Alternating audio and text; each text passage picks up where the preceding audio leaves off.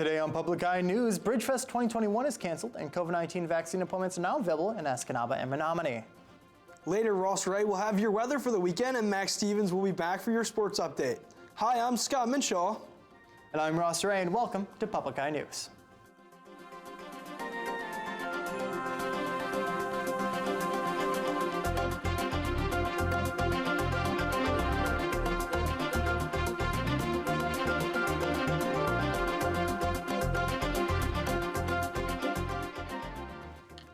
Earlier this morning, Michigan State and Marquette City police officers arrived at an apartment on the corner of Park Street and 3rd Street. The officers were executing a search warrant as part of an ongoing joint investigation pertaining to a cybercrime.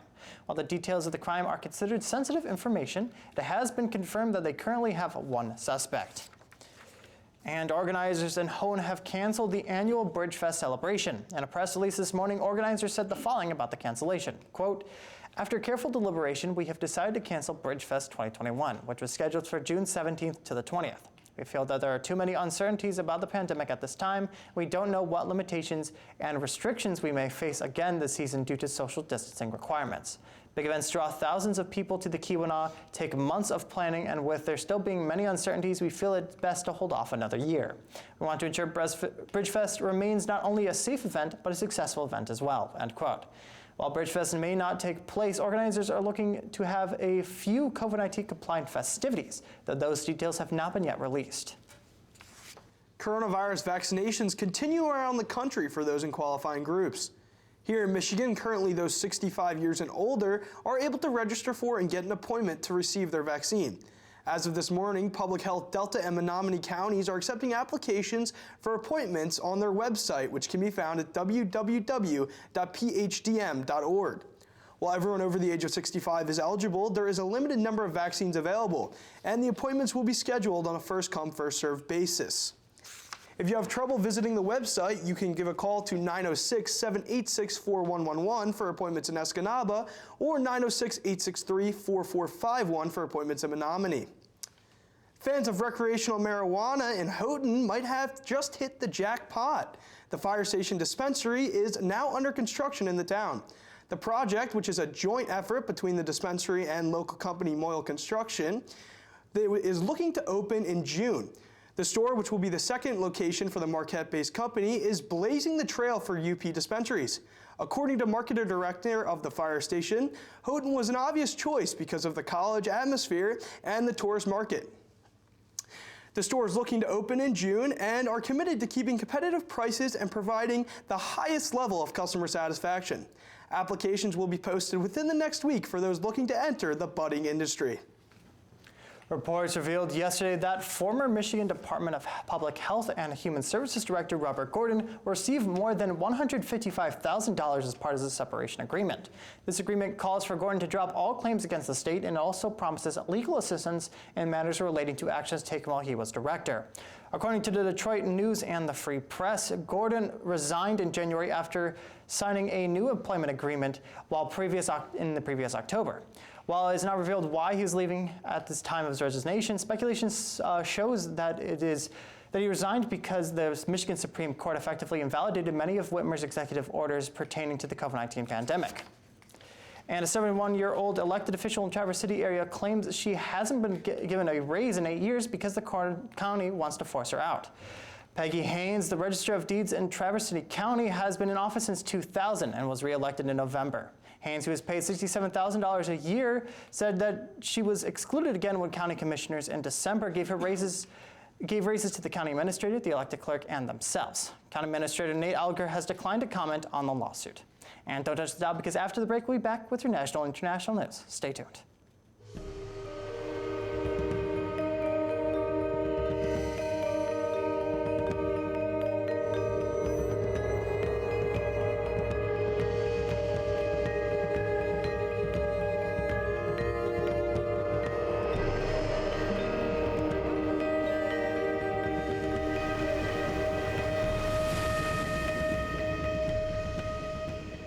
Wednesday night at 8 on WNMU TV. Welcome back. Nationally, coronavirus cases have seen a decline recently, but in countries like Serbia, that is not the case at all. The country of 7 million people has vaccinated almost 1 million of its citizens so far, although they are still seeing a sharp rise in daily infections. While some in the country are calling for a strict lockdown in order to curb the spread of the virus, the conservative government in the country have stated they are not close to introducing another countrywide lockdown. Medical officials in the country have said that they believe some type of measure is needed in order to take precautionary measures to limit the spread of the virus. While there are still protocols in place to limit the spread of the virus, it appears as if citizens of Serbia are fed up with the precautions and want to get started on repairing the damaged economy of the country. If tracking COVID has taught us anything, it's that numbers can be deceiving. Many viewers have asked CBS why UW Health is postponing vaccinations while SSM seems to have plenty for its patients. Amanda Quintana breaks down what the big differences are when comparing the two health systems. I think there's this perception that things may be slow on the UW Health side. I would push back on that and say I don't really think that that's true. When you look at the numbers, it's easy to think that, though. UW Health showing over 40,000 vaccinated, and SSM Health reported more than 90,000. But it's important to remember the amount of clinics each provider has. UW Health has 4, all in Dane County. SSM Health is vaccinating at 18 clinics across the state, from Janesville up to Fond du Lac. I think it's been clear that the more counties that you are allocating to, the more doses that you're eligible for. Dane County has a large number of vaccinators. And so what DHS has shared with us is they aren't necessarily, again, giving proportionately. So the more vaccinators that you have, that dilutes out the amount of vaccine that can be given. Each of the health systems are still struggling with not getting enough supply. Each SSM Health clinic requests about 2,000 doses from DHS and gets about 500. UW Health has the capacity to do 7,000 a week, but only gets about 2,000. But it goes down to planning, how we plan our clinics, how we plan our schedules, how we alternate between our clinic sites. We have 18 locations in Wisconsin that give the COVID vaccine, but not all 18 are running every day of the week. UW Health initially scheduled all the patients that they could do with enough supply, now recalibrating after not getting that supply, hoping they won't have to reschedule any more patients. But unlike SSM Health, they're not moving on to those newly eligible, still focused on their thousands of 65 and older patients who haven't been vaccinated. Those people have been waiting for a longer period of time and are typically the most vulnerable for hospitalization and complications. A journalist in Belarus was handed a half-a-year prison sentence on charges of revealing personal data in her report on the death of a protester as authorities cracked down on demonstrations against authoritarian President Alexander Lukashenko. Kastona Beresevich from the independent Tub.by online news portal has been in custody since November after Tub.by published an article in which she cited medical documents indicating that protester Raman Berkanana died of severe injuries and wasn't drunk, which was contrary to official claims. The Moskvensky District Court in Minsk sentenced Berskevich to 6 months in prison and a fine equal to $1,100. The U.S. Embassy strongly condemned the sentence, saying the statement that the authorities' assault against the truth, against journalists, and the others who are revealing those truths continues unabated. And Britain's Prince Philip was moved to another hospital today for a heart treatment. Queen Elizabeth's husband was first hospitalized last month. CBS's Ian Lee is in London with an update on his condition. An ambulance and umbrellas blocking the view were the first clues Prince Philip was on the move. Buckingham Palace confirms the 99-year-old Duke of Edinburgh was transferred to another London hospital Monday. This one specializes in cardiovascular care. Doctors will run tests on the royal for a pre-existing heart condition and continue to treat him for an ongoing infection. It's been nearly 2 weeks since Queen Elizabeth's husband was first admitted to the hospital for an illness not related to COVID-19. Both the Duke and the Queen were vaccinated earlier this year. Prince Philip has been in and out of the hospital a number of times over the past decade, but this is his longest stay yet. Palace officials say he's comfortable and responding to treatment. Last week, Prince Philip's youngest son, Prince Edward, said his father's spirits were high. He's looking forward to getting out, which is the most positive thing, so we keep our fingers crossed. Heir to the throne, Prince Charles has also visited his father.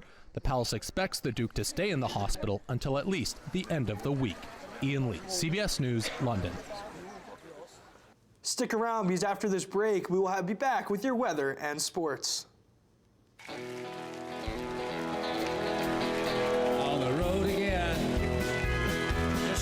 to get on the road again. The life I love is making music with my friends, and I can't wait to get on the road again. Last of the Breed, a once-in-a-lifetime event with music legends Willie Nelson, Merle Haggard, and Ray Price, only on PBS. Tonight at 9:30 on WNMU TV. Welcome back to Public Eye News. As you've already known before, my name is Ross Ray, and behind me, looking at the academic campus here in Marquette, there's some snow melting on the outside, and it's pretty windy as well, so make sure to bundle up and stay warm out there. But let's take a look at your current conditions. Currently, it is partially cloudy with a temperature of 40 degrees. Our winds are southwest at 20 miles per hour, and a barometric pressure of 29.74 and falling.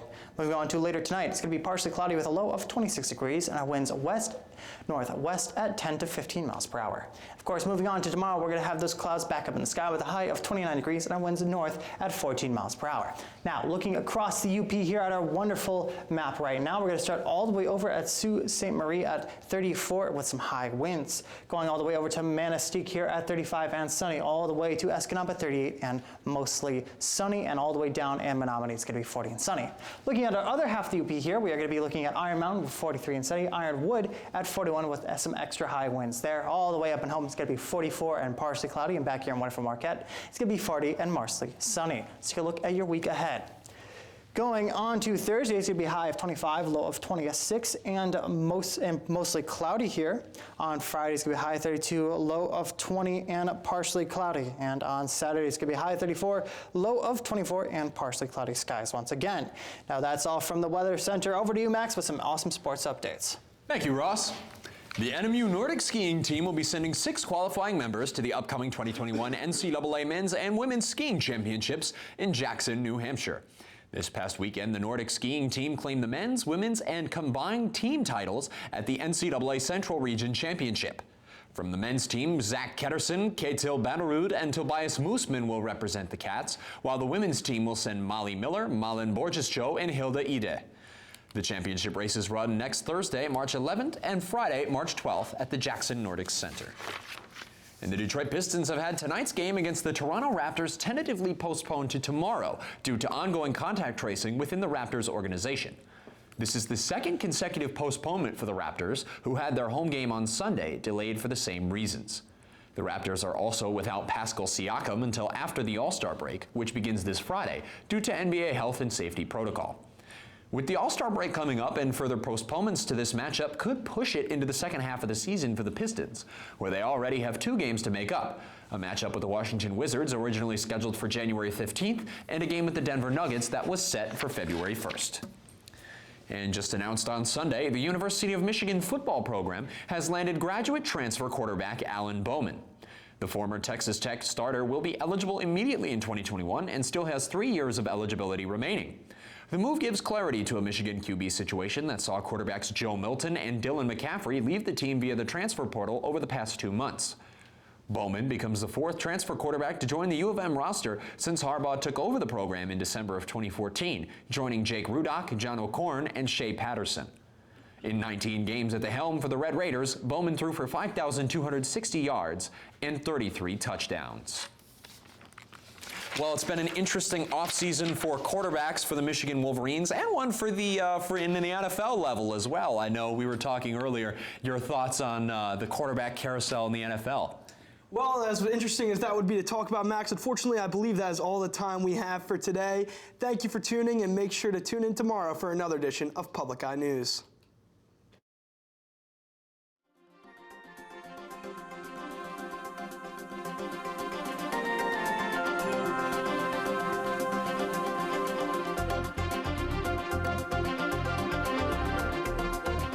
The preceding program was produced by WNMU TV, Northern Michigan University Public Television, and studios located in Elizabeth and Edgar Hardin Hall.